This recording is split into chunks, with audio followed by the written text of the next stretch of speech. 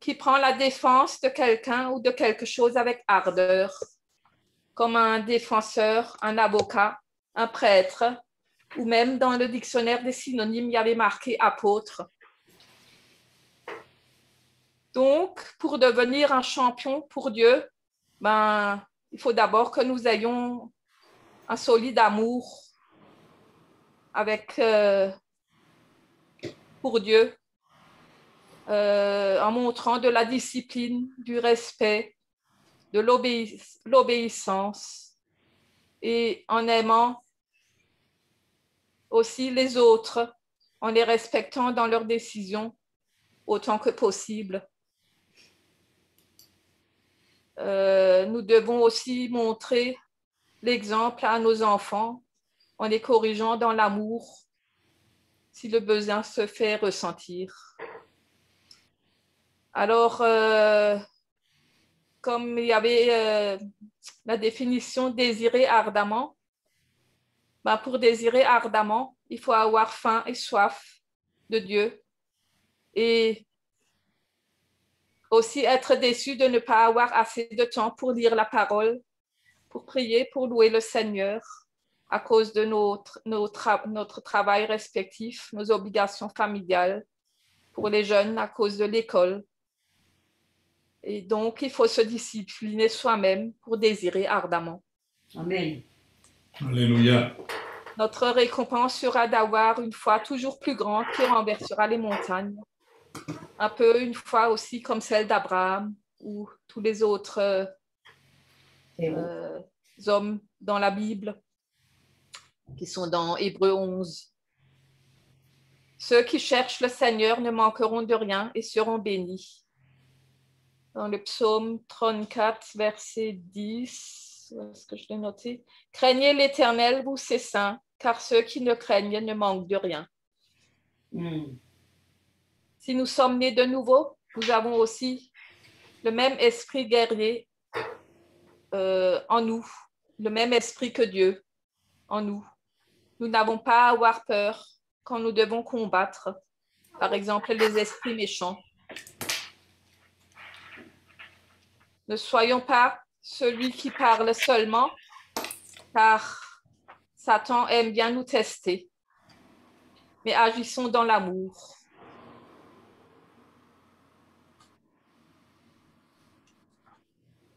Comme pour Samson, quand l'Esprit du Seigneur vient sur nous, l'impossible devient possible. Amen. C'est dans Juge 15, 14. Lorsqu'il arriva à Léchi, les Philistins poussèrent des cris à sa rencontre. Les Philistins, ce sont les méchants. Alors l'Esprit de l'Éternel saisit Samson. Les cordes qu'il avait au bras devinrent comme du lin brûlé par le feu, et ses liens tombèrent de ses mains. Donc, l'impossible devient possible avec le Seigneur. Il n'y a donc aucune situation impossible tant que nous savons que le Saint-Esprit est en nous. Nous sommes donc toujours des champions avec le Seigneur. Alléluia. Le psaume 24. Peut-être. 24, 8. Excusez-moi. 8. 24, 8. Ah oui. Qui est ce roi de gloire? En parlant du Seigneur, c'est l'Éternel fort et puissant, l'Éternel puissant dans les combats. Donc, quand plusieurs champions de Dieu se mettent ensemble, ils ont aussi la joie de voir les bénédictions et la joie de gagner les défis ensemble. Alléluia. Donc, maintenant, vous pouvez peut-être prendre le psaume 112. C'est le profil d'un champion.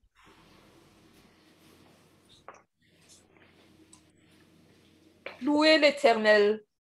Heureux l'homme qui craint l'Éternel, qui trouve un grand plaisir à ses commandements. Sa postérité sera puissante sur la terre. La génération des hommes droits sera bénie. Il a dans sa maison bien-être et richesse, et sa justice subsiste à jamais. La lumière se lève dans les ténèbres pour les hommes droits, pour celui qui est miséricordieux, compatissant et juste. Heureux l'homme qui exerce la miséricorde et qui prête, qui règle ses actions d'après la justice, car il ne chancelle jamais. La mémoire du juste dure toujours. Il ne craint point les mauvaises nouvelles. Son cœur est ferme, confiant en l'Éternel. Son cœur est affermi. Il n'a point de crainte, jusqu'à ce qu'il mette son plaisir à regarder ses adversaires. Donc, à partir du moment où on regarde des adversaires, on devient peureux. Oui. Il fait des largesses. Il donne des indigents. Il donne aux indigents. Sa justice subsiste à jamais. Sa tête s'élève avec gloire. Le méchant le voit et s'irrite. Il grince les dents et se consume. Les désirs des méchants périssent. Alléluia.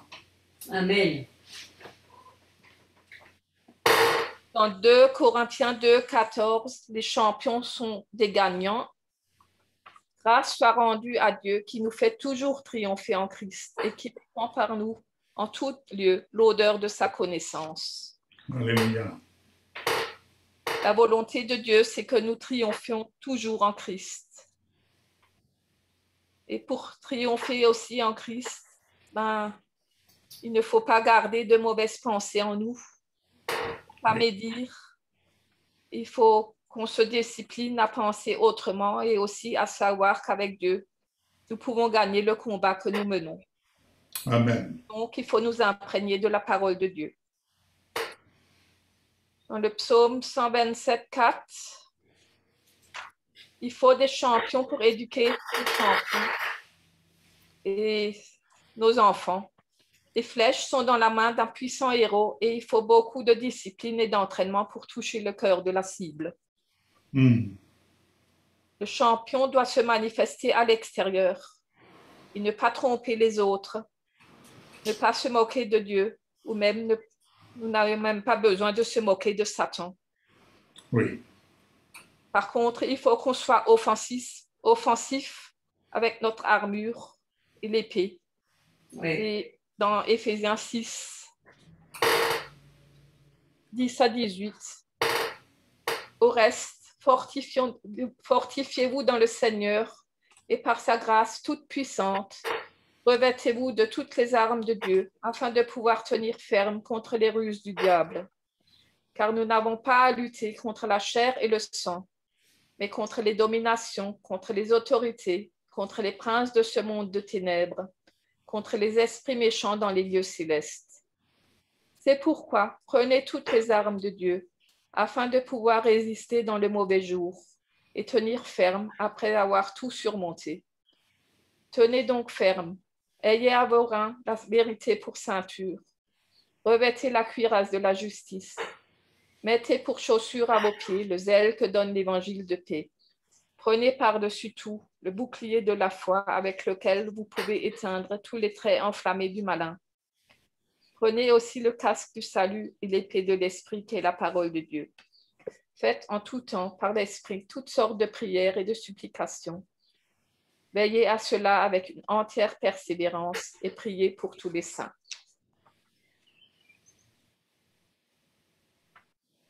Dans le psaume 27, 11, Éternel, enseigne-moi ta voie, conduis-moi dans le sentier de la droiture à cause de mes ennemis. Alléluia. Parce que nos ennemis nous observent. Mais nous pouvons sortir notre épée en proclamant sans cesse des vérités bibliques pour ne pas nous laisser abattre par des pensées qui ne viennent pas de Dieu. Oui. Et comme le dit dans le Éphésiens 6, pensons aussi à mettre chaque matin notre armure pour notre protection et pour nous défendre contre les mauvaises pensées qui veulent nous assaillir. Soyons donc veillants. Disons beaucoup de paroles de bénédiction, comme « Je suis béni, je suis guéri, ma famille est bénie, Je suis dans la prospérité. Les bontés de Dieu se renouvellent chaque matin. Il est bon de se réjouir avant de voir, car cela montre la confiance que nous portons à notre Dieu. Amen. Parce qu'il ne bénit pas en fonction de ce que nous pensons qui est bon, mais grâce à ses lois spirituelles comme « donne et il te sera donné », par exemple. Par exemple. Ne soyons pas découragés quand notre réponse tarde à venir, mais continuez à louer le Seigneur, à le remercier. Exemple, Daniel a prié pendant 21 jours et l'ange est venu à cause de ses paroles. Nos paroles rendent la vie efficace ou inefficace. On peut avoir les deux choses. Prions tous les jours car c'est extrêmement important. Nous avons besoin de nous positionner afin que Dieu puisse ouvrir nos oreilles et nos yeux spirituels. Quand nous recevons un verset ou une parole, nous devons résister jusqu'à ce que nous voyions l'accomplissement, car le diable veut arrêter nos temps de prière, nos temps d'étude ou d'adoration. Et si nous le laissons faire, nous ne faisons pas confiance à Dieu. Quand nous nous sentons abattus, redoublons de louanges et de remerciements pour notre Dieu, comme Paul et Silas, dans Actes 16, 25. Vers le milieu de la nuit, Paul et Silas priaient et chantaient les louanges de Dieu et les prisonniers les entendaient.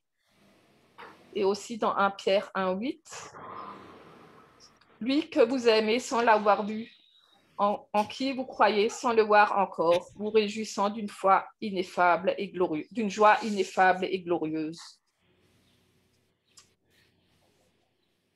Donc, soyons des champions dans la louange, la prière, les paroles de bénédiction et non de malédiction, dans l'amour pour les autres. Et Romains 8, 37, il l'a lu avant. J'ai rajouté ça parce que ça me parlait. Et dans toutes ces choses, nous sommes plus que vainqueurs par celui qui nous a aimés. Amen. Amen. Amen. Gloire à Dieu. Très bien. Merci Mireille. Merci. Alléluia. Bien, alors moi je vais vous ramener sur un chemin sur lequel nous avons déjà été, sur lequel nous sommes déjà allés, c'est peut-être plus français, le chemin d'Emmaüs, qui dans la Bible juive et dans sa vraie version est le chemin d'Emmaüs. Ouais. Et la petite précision est importante parce que j'ai lu ce matin que sur Internet, j'ai cherché un petit peu et je suis tombée sur un historien, donc rien de spirituel là-dedans, sauf que ce qui m'a vraiment attirée, et pourquoi je précise que c'est Emmaüs, c'est parce qu'il précise que c'est devenu en grec, et c'est écrit en grec, et donc dans le Nouveau Testament, Emmaüs, parce que c'est comme ça que Rome a rebaptisé cette ville en latin à la base, Emmaüs, qui est devenu en grec Emmaüs, mais il précise qu'en fait, à l'origine, le mot est écrit avec un grand A majuscule et il précise que c'est Aleph.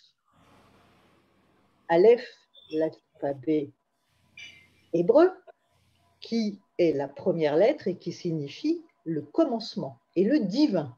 Donc, c'est important, je trouve, pour avoir un éclaircissement sur le chemin d'Emmaüs, ce dont il est question. Et d'ailleurs, j'en profite pour dire, c'est ce qui m'a traversé l'esprit, en pensant au chemin d'Emmaüs, j'ai pensé aussi au chemin de Damas. Et je me suis dit, chacun a un chemin différent. Nous avons tous des chemins. Cléopas et l'autre disciple sur le chemin d'Emmaüs, Paul sur le chemin de Damas. Oui. Ils ont été tous les trois touchés, mais d'une manière complètement différente. Et nous aussi, nous avons un chemin, chacun de nous en particulier a un chemin différent sur lequel le Seigneur nous attend. et sur lequel il nous touche différemment. Ce n'est pas parce que Yves a été touché d'une manière que Sam le sera de la même façon, que Sam ou que Emmanuel sera touché de la même manière qu'Émilie. Alors, le chemin d'Emmaüs, bon, c'est un petit peu ce que je vous avais déjà évoqué l'été dernier, pour ceux qui étaient là, mais je crois que tout le monde était là, si vous vous en rappelez, nous en avions parlé. C'est dans Luc 24, du verset 13 au verset 35. Est-ce qu'on a le temps? Oui. Allez. Donc, je vais vous lire dans la Bible juive, du verset 13 au verset 35. Ce même jour, 2 d'entre eux allaient à un village appelé Emmaüs, qui se trouvait à une dizaine de kilomètres de Yerushalayim. Ils parlaient entre eux de tout ce qui s'était passé, et pendant qu'ils s'entretenaient et discutaient ensemble, Yeshua lui-même s'approcha et marcha en leur compagnie, mais quelque chose les empêchait de le reconnaître. Il leur demanda « De quoi vous entretenez-vous en marchant ?» Ils s'arrêtèrent net, le visage sombre, et l'un d'entre eux, appelé Cléopas, lui répondit « Es-tu la seule personne séjournant à Yerushalayim qui ignore les choses qui se sont passées ces derniers jours ?» Quelles choses leur demanda-t-il? Ils lui répondirent « Les choses qui concernent Yeshua de Nazareth. Il était prophète, et il l'a prouvé par les œuvres qu'il a accomplies et par les choses qu'il a dites devant Dieu et devant tout le peuple. Nos chefs Kohanim et nos leaders l'ont livré afin qu'il soit condamné à mort et exécuté sur un poteau comme un criminel. Et nous avions l'espoir que ce serait lui qui libérerait Israël. Mais avec tout cela, 3 jours se sont écoulés depuis que ces choses sont arrivées. Ce matin, quelques femmes nous ont fort étonnés. Elles étaient au tombeau à la lueur du jour. Et n'ayant pas trouvé son corps, elles sont revenues. Et elles ont raconté qu'elles avaient eu une vision d'anges qui leur ont dit qu'il était vivant. Quelques-uns de nos amis sont allés au tombeau et ils ont trouvé tout comme les femmes l'avaient dit, mais lui, ils ne l'ont pas vu. Il leur dit « Homme insensé dont le cœur est si lent à croire à ce que les prophètes ont annoncé. Le Messie ne devait-il pas mourir ainsi avant d'entrer dans sa gloire ?»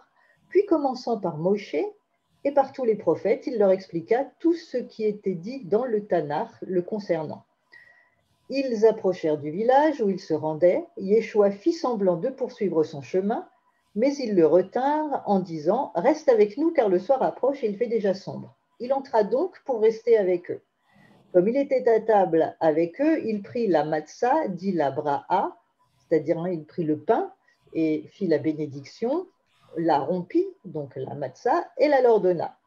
Puis leurs yeux s'ouvrirent et ils le reconnurent, mais il devint invisible à leurs yeux. Ils se dirent l'un à l'autre, « Notre cœur ne brûlait-il pas comme un feu au-dedans quand il nous parlait en chemin, ouvrant pour nous le Tanakh ?» Et je vais m'arrêter là. Alors, les 2 disciples donc viennent de passer 3 jours extrêmement difficiles. Jésus a été crucifié 2 jours plus tôt, les laissant dans l'incompréhension et la tristesse. Et ils sont donc sur ce chemin d'Emmaüs pour rentrer chez eux. Ils entament leur marche, une dizaine de kilomètres, le cœur lourd, déprimé, s'entretenant de tout ce qui s'était passé. Et là, je vais vous rejoindre et rejoindre Yves quand il parlait. C'est un peu l'image de notre vieille nature. Ils sont déprimés. J'écoute cette voix. On croyait que le prophète, que celui qui était venu, Jésus, allait relever, libérer Israël, mais non. Et ça, c'est leur vieille nature. Et à leur décharge, on peut dire qu'ils n'avaient pas encore été baptisés du Saint-Esprit. Donc, ils n'ont pas encore cette révélation. Donc, ils sont excusables. Alors, pendant qu'ils sont en train de discuter, donc Jésus les rejoint et fait route avec eux. Mais notez, c'est ce que nous dit le verset 16, que leurs yeux sont empêchés de le reconnaître. C'est un détail important dont on va reparler dans quelques instants. Alors Jésus les voit tout dépités, tout tristes, tout déprimés, et il leur demande de quoi ils parlent.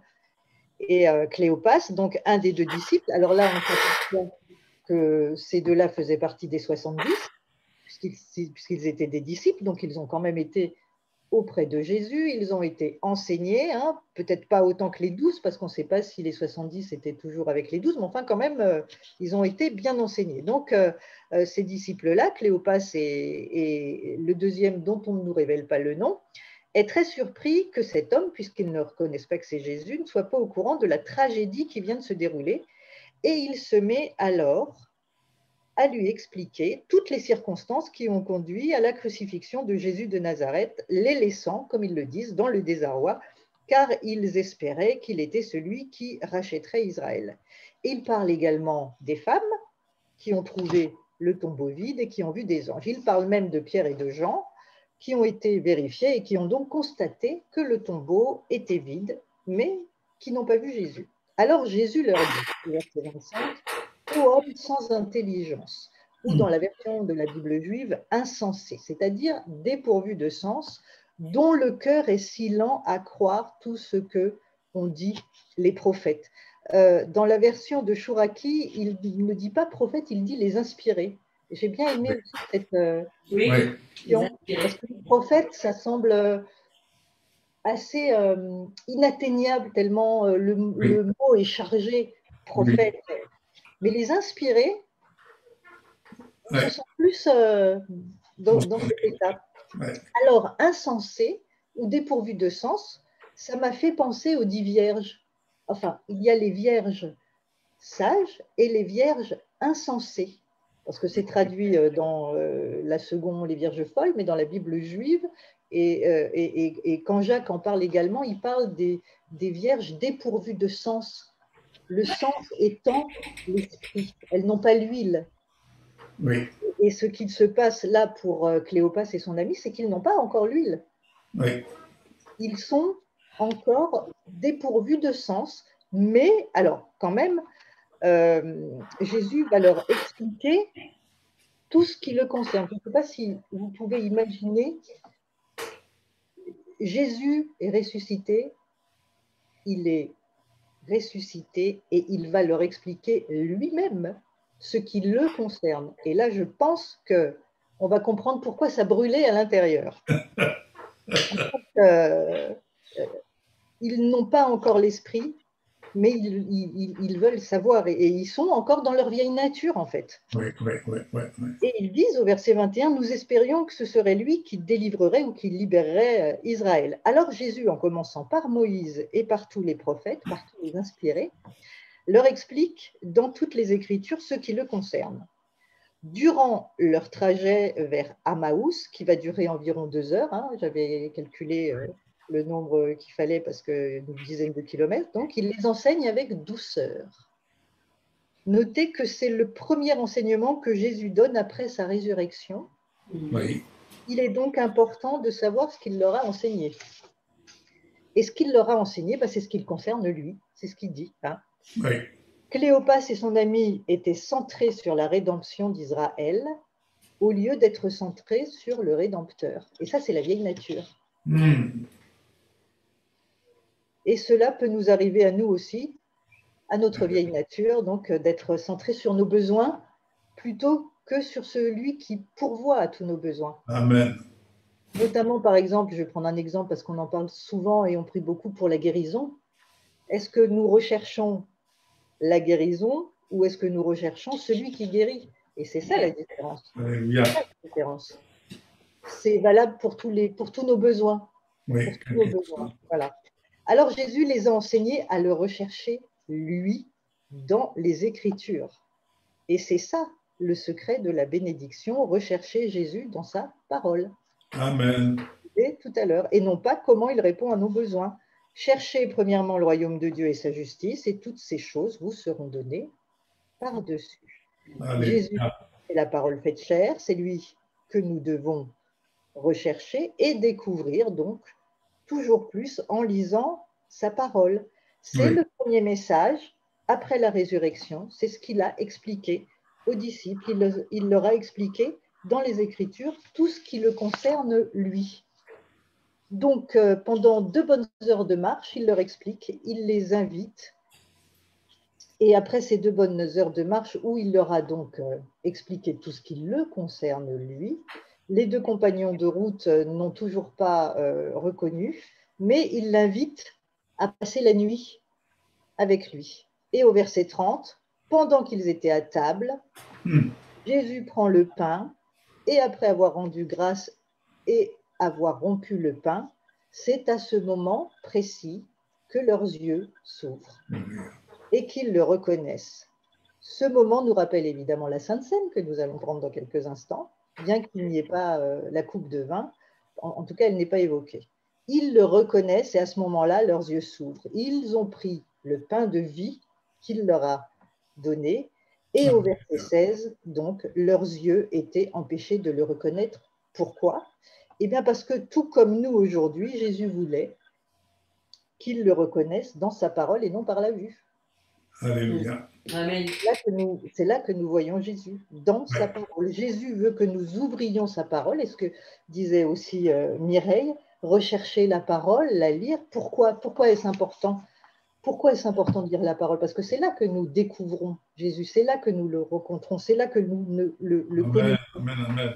Et c'est là le premier message après la résurrection. Alors, notre cœur ne brûlait-il pas, nous disent-ils, verset 30 à verset 32, on va le relire.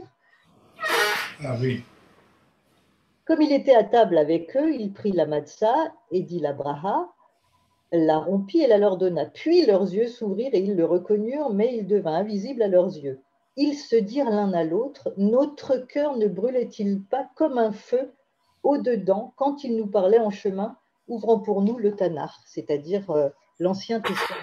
Qu'est-ce que c'est que ce feu qui brûlait en eux? C'était un avant-goût du Saint-Esprit.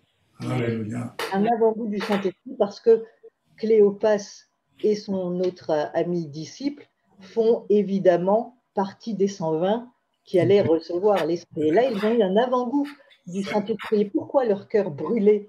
Parce que l'Esprit de Dieu Du Seigneur, l'Esprit. brûlait en eux et il leur a révélé, en fait. C'est comme ça qu'ils l'ont reconnu. Et donc, conséquence au verset 33, ils repartent à Jérusalem pour annoncer la bonne nouvelle. De tout déprimés qu'ils étaient au début, partis le soir remplis de joie, renouvelés, fortifiés, et ils se refont donc la dizaine de kilomètres en retour, soit 22 kilomètres dans la même journée. Alors c'est vrai que c'est peut-être pas beaucoup pour les marcheurs, mais pour ceux qui ne marchent pas, voilà. Voilà, ça c'est la bonne nouvelle. Ils sont renouvelés spirituellement, mais aussi physiquement. Moi, ce que m'inspirent ces deux disciples sur ce chemin d'Amaous, c'est un nouveau commencement pour eux. Oui. L'importance du Aleph de Amaous. C'est un nouveau commencement. Ils n'avaient pas encore reçu l'Esprit, ils étaient encore dans leur vieille nature. Oui. Ils ont découvert, parce que Jésus leur a expliqué, ils ont senti ce feu qui brûlait, ils ont eu un avant-goût de l'Esprit. Et c'est pour eux là un nouveau commencement, parce que très rapidement après, ils vont vivre la visitation de l'Esprit et recevoir l'Esprit Saint. Voilà ce que je voulais partager ce matin. Merci Valérie. Un nouveau commencement. Je voudrais juste terminer en vous disant, en vous partageant juste 3 petites choses. Ce ne sera pas long. Mais pendant que j'écoutais les uns les autres, j'écoutais Mireille, Valérie, mais surtout pour rebondir sur le message de Mireille, parlant des champions. Je prendrai 3 ou 4 exemples, 3 sûrs. Lorsque il est dit dans Malachie, l'or et l'argent m'appartiennent. C'est Dieu qui parle. Mettez-moi de la sorte à l'épreuve pour voir si je n'ouvre pas pour vous les écluses des cieux. Pour voir si je n'ouvre pas pour vous la porte du ciel. Oui. Et retenez bien, l'or et l'argent m'appartiennent. Quelles que soient les circonstances ici-bas sur la terre, les gens peuvent avoir peur dans leur vieille nature. Mais plus nous prenons l'ascenseur avec l'Esprit de Dieu, plus nous nous élevons, plus nous réalisons ce que cela veut dire. L'or et l'argent m'appartiennent, dit notre Père. c'est notre papa qui dit, mes enfants, l'or et l'argent m'appartiennent. Amen. Lorsque Yeshua, moi j'aime dire Yeshua, est dans le temple, il parle à ses disciples, il leur dit, regardez, ceux-là qui ont donné beaucoup, mais ils ont donné de leur superflu. Et il prend l'exemple de cette veuve qui apporte sa petite pièce. Retenez bien cela, cette veuve qui apporte sa petite pièce. Je prends un autre exemple. Les églises de la Macédoine, déterminées, ils vont insister auprès de l'apôtre Paul. Nous prenons part, nous voulons prendre part à la collecte destinée aux saints à Jérusalem. Ils se sont d'abord donnés eux-mêmes au Seigneur pour exercer ensuite ce secours. Et ils se sont d'abord donnés eux-mêmes et ensuite ils sont donnés au-delà même de leurs moyens. Où sont les champions? Cette veuve a manifesté qu'elle était une championne. Et le champion fait échec à Satan. C'est pas, là je veux faire ressortir, ce n'est pas le fait de dire je donne malgré tout. Non. Mais cette veuve, en donnant comme elle a donné de son nécessaire, certes, elle a glorifié l'œuvre de Dieu, elle a glorifié le Seigneur, mais avant toute chose, elle a fait échec à Satan pour lui démontrer qui était son Dieu. Je pense même qu'elle a donné avec joie ce qu'elle avait. Exactement. Ce que nous retrouvons chez les chrétiens de la Macédoine. Ils étaient dans une joie débordante, malgré leur situation, malgré ce qu'ils traversaient. Et on peut dire, la joie du Seigneur est ma force. Amen. Amen. Cette joie leur donnait la force de faire échec à Satan. On peut vouloir aider d'une façon humaine autour de nous, en fonction des besoins, mais nous ne faisons qu'aider d'une façon humaine. Mais lorsque nous faisons les choses à partir d'en haut, nous le faisons avec la force de Dieu, avec l'amour de Dieu, et nous le faisons pour faire échec à l'adversité par rapport à l'ouvrage, par rapport à la volonté de Dieu, par rapport à ce à quoi il nous destine à agir pour faire échec à l'adversité. Amen. Amen. Et c'est exactement avec Élie, la veuve de Sarepta, lorsqu'Élie dira « Fais-moi d'abord ». Fais-moi d'abord. Et que s'est-il passé? La veuve de Sarepta a agi tel que le prophète Élie l'inspirait. Voilà, Élie l'inspirait. En effet, c'est une expression que j'aime beaucoup. Élie, l'inspiré de Dieu dans le temps présent, a dit à cette femme, « Fais-moi d'abord, fais-moi d'abord. » Je peux très bien paraphraser, « Fais-moi d'abord. » C'est ce que le Seigneur me dit de te dire, « Fais-moi d'abord. » Et tu vas voir, les choses vont se passer d'une façon inattendue. Et cette femme a obéi. Oui, mais regarde, je vais te donner ça, je vais faire ci, je vais faire ça. Et après quoi, nous allons mourir. Oui, mais t'inquiète pas, fais-moi d'abord. Fais-moi d'abord. Élie était inspiré d'en haut. Inspiré d'en haut. Et cette femme, elle voyait en bas ce qui se passait, elle voyait la fin de sa vie pour elle et ses enfants. Et quand elle a agi, d'après l'homme inspiré, que s'est-il passé? La farine et l'huile n'ont point manqué pendant tout ce temps de famine, n'ont point manqué dans sa maison. Alléluia. Et là, ceux qui font échec à l'adversité, et qui agissent envers votre tout pour démontrer qui vit en eux, qui dans leur cœur les passionne, pour démontrer qui brûle en nous, l'Esprit de Dieu qui brûle en nous leur dit ce qui est impossible à l'homme est possible à Dieu. Ce qui est impossible à l'homme est possible à Dieu. Bien-aimés, laissons-nous transporter dans les possibilités de Dieu. Elles sont à partir d'en haut. Amen. Je dis ça pour vous, quel que soit votre besoin, mais pensez donc. Pensez donc à ce que nous avons la grâce de vivre. Pensez donc à agir selon l'inspiration que Dieu vous donne, de manière à faire échec à l'adversité. Amen. Amen. Pour faire échec à l'adversité. Alléluia. Amen. Amen. Tu veux bien prier pour clôturer ce temps, s'il te plaît. Seigneur notre Père, nous voulons te dire merci pour toutes ces exhortations, ces messages qui ont été donnés ce matin. Et merci d'avoir ouvert notre cœur pour recevoir, nous remplir, afin que nous ayons cette semaine pour méditer sur ce que nous avons encore écouté ce matin. Nous te disons merci et nous te sommes reconnaissants pour la grâce que tu nous accordes, Seigneur, d'avoir toute liberté, de pouvoir parler de toi comme nous le faisons.